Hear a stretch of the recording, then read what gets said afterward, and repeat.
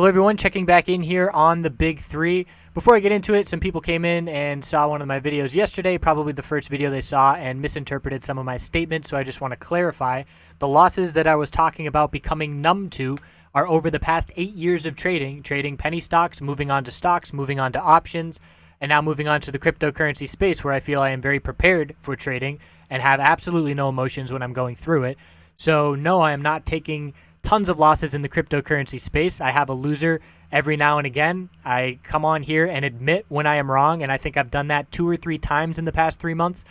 So on that loss yesterday, when Bitcoin broke bearish, I was looking for a bullish break of this equilibrium pattern for the upside for a new all-time high. I wanted to position myself to be ready for a new all-time high because I liked the risk to reward of that scenario. The reward was multiple hundreds of dollars, 10% plus, and the risk was less than $100 to the downside. So I like that risk to reward. I exited the trade when the higher low broke, and I made all of my money back and ended the day green yesterday because of this bounce. I played the ETH bounce, and I want to go into the details of it just to show you my trading style, because everybody who's been following me knows that I trade very short term. The average length of my holds are easily under 3 hours. So let's see how I played out with yesterday on this bounce for ETH, and I was looking at the 5-minute time frame to watch for the oversold bounce to begin. I wanted to see the 4-hour RSI oversold. That makes me a lot more comfortable that the bounce is going to be a bit more prolonged. The 4-hour RSI was right at 30 when we were down here at our lows, and I chose to play ETH because looking at this 4-hour time frame, we still had a higher low. Sorry, I'm jumping all over here. We still had this higher low of 186 support. Bitcoin had lost this consolidation support, so I like that as a bit of a safety net. It was a backup. So the 4-hour RSI, it didn't hit 30 now because the candlestick changed, but when the candlestick was at the low of that candlestick, this RSI was right at 30. So using the 5-minute time frame, the indications for the trade entry for me were obviously the big bull move on this bounce and the volume behind it. So we saw 10 minutes of extreme bullish action, breaking the lower high pattern with big bull volume coming in. And we saw a move here from 193 up to 201. That's an $8 move in 10 minutes. I did not get in on this. It happened out of nowhere. It was very quick. I didn't want to chase this move to the upside. So what I do is I say, okay, that's big bull volume. That's a break of the lower high pattern. We're in oversold conditions on a lot of time frames. I'm confident that our low is in for now and we're going to see a bounce. So rather than chase on the way up, I wait for consolidation. And because of all the volatility that was going on, I switched to the 2-minute time frame because I wanted to get more details as to what exactly was going on. So here is what had played out where we saw that big bull move and we went from that 193 level, and actually need to zoom back out. Here it is over here. We went from the 193 level, and 8 minutes we went up $8. So I got in on this consolidation. After switching to the 2-minute time frame, I saw that we had decreasing bear volume. I was looking for a higher low to form, and I made my entry in the 196s and 197s as I scaled in, breaking up my limit orders on the way down, and those filled. So I filled all of my position here. We then saw a move to the upside. Because of the bull volume on this 2-minute time frame, I said, okay, we're not going to break. We are unlikely to break this 201 level on this initial push. I'm going to exit some of my profit and reload because I do believe we're going to form an equilibrium pattern. And everything that I'm highlighting right now in this video, in these short-term trades, I was posting in the chat room in terms of my entries and exits very quickly. As soon as I did them, I would post them. So people were watching me comment on this live, and I was looking for the equilibrium pattern to form with our high, low, lower high, higher low, and we got our bull break. So I exited partial of my position up here at 199.99, which was just under the high here, and I put myself just under that psychological resistance level of 200. So I exited probably a third of my position there, and we did top out and set that lower high. I then re-entered that position in the 196s. So I was able to shave off about $3.50 from a third of my position and rebuy with more ETH. I reinvested all of my profits. So I was fully loaded again, back on this consolidation and then patient, and we got a bull break. And we saw the bull move to the upside. My initial target on the bounce for my initial entry was 205, and that would give me about a $9-10 gain, and that would make back all of the losses of the BTC trade earlier in the day and then some. So that was just a nice conservative level that I was looking for to hit my profit target on the trade. So as we started approaching here, getting up to 203.11 was the high of the next move that we saw to the upside. I scaled out a bit of the position again. And just looking at the 5-minute time frame as to why I chose to exit at that point, and that is because, again, the bull volume on this 5-minute time frame, you can see the first couple of candlesticks, we had increasing bull volume, and we saw the momentum shift. So I'm sitting there staring at the book orders and watching the amount of bull volume that's coming in at the ask and watching the bid support, and I saw things shift a little bit. So I exited some of my position here in the 202s. Same thing, it wasn't all of my position, but I exited and patiently waited for consolidation. We got that consolidation. I was looking for a higher low to form, and I re-entered in the 197, 198 range. So again, shaved off another $3 to $4 and re-added more. And at this point, I had 15 ETH more than I had on my initial entry down in the 196, 197 range. So now I'm fully loaded again, and I'm waiting for continuation. We see the volume get very, very tight here. The volume's dropping off. The range is getting tight. We still have our clear higher low, so I'm comfortable. At this point, I would exit this trade if we broke this higher low that had formed at 197.17.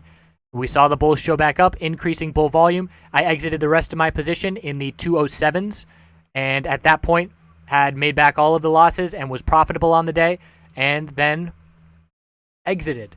From there, I tried one more trade after we consolidated significantly.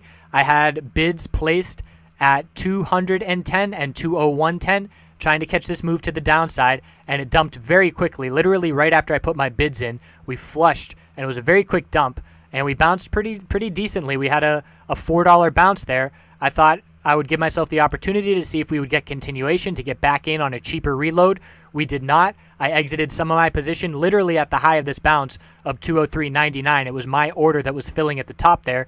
Only exited partial, and then as we started to come back down here, we started to see another tightening range, volume dropping off, and then this candlestick right here didn't like that action and exited all of my position and ended up pretty much break even right there, thanks in part to some of my little bit of my profit being filled up at the top of that bounce. So I call that a break even, and that was the signal for me, okay, we're done with this trade. You got what you wanted.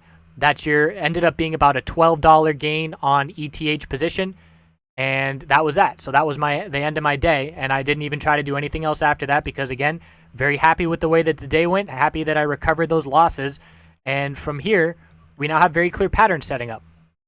So it's, actually we're making a bearish break as I'm speaking here, but it's almost a descending triangle pattern with a horizontal base of support and a lower high. But you can also call it an equilibrium, or what I call it, where we have our low, high of the bounce, which is still a lower high. We've got our higher low, lower high, and we know not to believe this lower high because look at the volume behind it. There's no bull volume there. So lower high, now we're looking to see if the bulls can form a higher low compared to 193.40. That's a support that must hold. If we break that level, we're going to see another leg to the downside, and we're going to be looking at that 186 support that was that backup safety net on my original position. So here the RSI on the 4-hour time frame has cooled off a bit, but if we drop down to the 186 level, we're going to be in the low 30s again. So I will be watching to see how we react to 186 support, but if that breaks, I'm going to be patient again and wait for the 4-hour RSI to get oversold. Checking back in on the hourly RSI, not oversold. So I'm not really liking any entries at this point. I would like entries on another flush to the downside. And again, I don't short. If you, by all means, short if you have the ability to. I do not trust these other exchanges where I would have the ability to short. I'm on GDAX. I like how my GDAX USD is insured. I feel a lot more comfortable like that. And I don't want to put my money on Polo or another site like that. The significant amount of money would make me very nervous. And I am missing opportunities to the downside. There are some very easy shorts here. Yesterday was one of them. But again, this is the most profitable trading year that I'm ever going to have in 8 years of trading. And everything's going fine for me. I'm playing the bounces well. I'm very happy with the way I'm trading, so I'm not needing more. I'm not out constantly looking for more. I need to be able to short. I need to be able to do this. It's working for me, so I'm going to keep doing it. Other people have swing strategies. Other people have short strategies. If it's working for you, go for it. There's nothing that's better than the other in terms of, percentage gains. I'm sure we're all seeing really nice gains with our trading strategies. So there are absolutely short opportunities, and if we see a bearish break of this pattern, it's a short entry opportunity. If we break 193.40, that's a potential entry, or if you want to be a bit more cautious, you wait for the break of 193. So bears are in control right now, but it looks like the bulls are going to make an attempt to stay in this tightening pattern. It's a bit of a different view on Bitcoin, where Bitcoin, and there's the dump right now while I'm talking. So it was already a lower high and a lower low. We broke that support that ETH is still holding, and now we have another lower low to the downside. So this bearish break and the correlation to ETH makes it more likely that we are going to see an ETH bear break here. So same thing, the next support on Bitcoin is down at 2217, and the 4-hour RSI will likely be approaching oversold if we continue to see downside there. But as of right now, because of that bounce yesterday, it cooled off these hourly RSIs enough that we can see the shorter term RSIs, I should say, the hourly and the 4-hour, that we could easily see another leg to the downside here play out all afternoon and evening. So if you are bearish, you're in control, you're in the driver's seat. If you are trying to play bullish, you're waiting very patiently for oversold conditions, ideally volume climaxes. When you get a flush, a powerful flush to the downside, that's when you see the really quick bounces take place, and that's when you can make really nice profit in less than an hour of trading, holding your position, getting those nice entries, and then exiting for that quick profit. So bears in control of the space still, and looking at the daily time frame on Bitcoin here, we are seeing a significant pullback from the equilibrium pattern bear break. I will expect to form a higher low compared to the low we are coming from. We're just patiently waiting for that new higher low to be found. Litecoin is still doing its own thing, but still watching this bearish reversal head and shoulders pattern that we highlighted a couple days ago, and it is following through a lot more significantly now with the last 2 red days. So there's 2 ways that you can be playing this, and really the way that I would be playing it if I were looking for a bearish entry would be a loss of this support line right here. And this support line, I would use 38 psychological as that level, and not just a dip below it. I want to see a candlestick close below it on a more significant time frame here, at least the hourly time frame at a bare minimum, but ideally the daily and the 4-hour. So this would potentially break the higher low pattern, and key support is 34.78 after this 38 psychological.